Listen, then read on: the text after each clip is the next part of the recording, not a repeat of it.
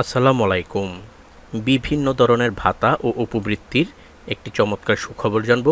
তবে আপনি যদি যুদ্ধের জীবন চ্যানেলে নতুন হয়ে থাকেন, চ্যানেলটি অবশ্যই সাবস্ক্রাইব করবেন, পাশেই থাকবেন। আজকের এই ভিডিওতে পর্যায়ক্রমে যেসব জিনিস জানব তা হলো যাদের যাদের ভাতা এবং উপবৃত্তির জন্য সুখবর রয়েছে, আবেদনের সময়সীমা সম্পর্কে জানব, কিভাবে ও কোথায় আবেদন করা হয় তা জানব। শুরুতেই আপনাদের সামনে কিছু তথ্য তুলে ধরি। সামাজিক নিরাপত্তা কর্মসূচির আওতায় বিভিন্ন ভাতা ও শিক্ষা উপবৃত্তির জন্য অনলাইনে আবেদন গ্রহণের সময়সীমা বাড়িয়েছে সরকার।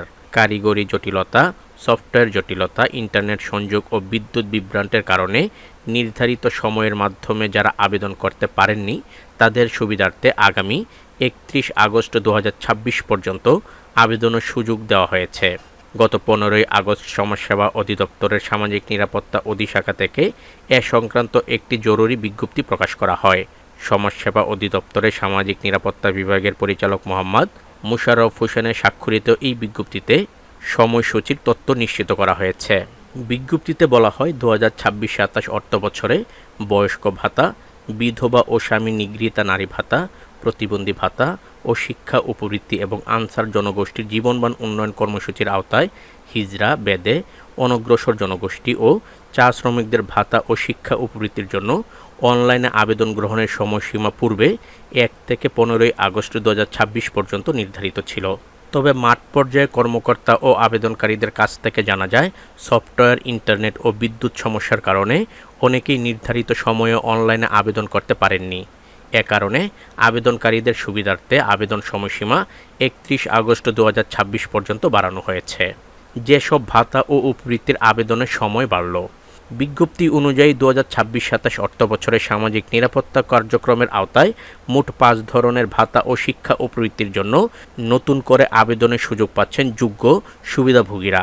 এর মধ্যে রয়েছে বয়স্ক ভাতা, যা হলো প্রবীণ নাগরিকদের জীবনযাত্রার মান উন্নয়নে প্রদানকৃত ভাতা। ২ নম্বরে আছে বিধবা ও স্বামী নিগৃহীতা ভাতা, যা হলো দুস্থ ও অসহায় নারীদের আর্থিক সুরক্ষার দেওয়ার ভাতা। তৃতীয় হলো প্রতিবন্ধী ভাতা ও শিক্ষা উপবৃত্তি, যা হলো প্রতিবন্ধী ব্যক্তি এবং প্রতিবন্ধী শিক্ষার্থীদের জন্য বিশেষ আর্থিক সহায়তা। ৪ নম্বরে হলো অনগ্রসর জনগোষ্ঠীর জীবনমান উন্নয়নের ভাতা, যার মধ্যে হিজড়া, বেদে ও অনগ্রসর জনগোষ্ঠীর জীবনের মান উন্নয়নে ভাতার সুবিধা। এবং সর্বশেষ ৫ নম্বর হলো চা শ্রমিকদের ভাতা ও উপবৃত্তি, অর্থাৎ চা বাগান শ্রমিকদের সামাজিক সুরক্ষা ও তাদের সন্তানদের শিক্ষার জন্য বরাদ্দকৃত আর্থিক সহায়তা। কিভাবে ও কোথায় আবেদন করবেন তা এখন জেনে নেই। অনলাইন পোর্টাল, অর্থাৎ ভাতা ও উপবৃত্তি পেতে ইচ্ছুক যোগ্য আবেদনকারীদের সমাজসেবা অধিদপ্তরের অফিসিয়াল অনলাইন প্ল্যাটফর্মে গিয়ে ফরম পূরণ করতে হবে। শর্তাবলীর মধ্যে রয়েছে ইতিপূর্বে জারিকৃত আবেদন প্রক্রিয়ার সকল নির্দেশনা, যোগ্যতা ও প্রয়োজনীয় শর্তাবলী আগের মতোই বহাল থাকবে। মাঠ পর্যায়েও সহায়তা। অনলাইন আবেদন প্রক্রিয়ায় যে কোনো সহায়তার জন্য সংশ্লিষ্ট বিভাগীয়, জেলা ও উপজেলা সমাজসেবা কার্যালয়কে প্রয়োজনীয় ব্যবস্থা নিতে নির্দেশ দেওয়া হয়েছে।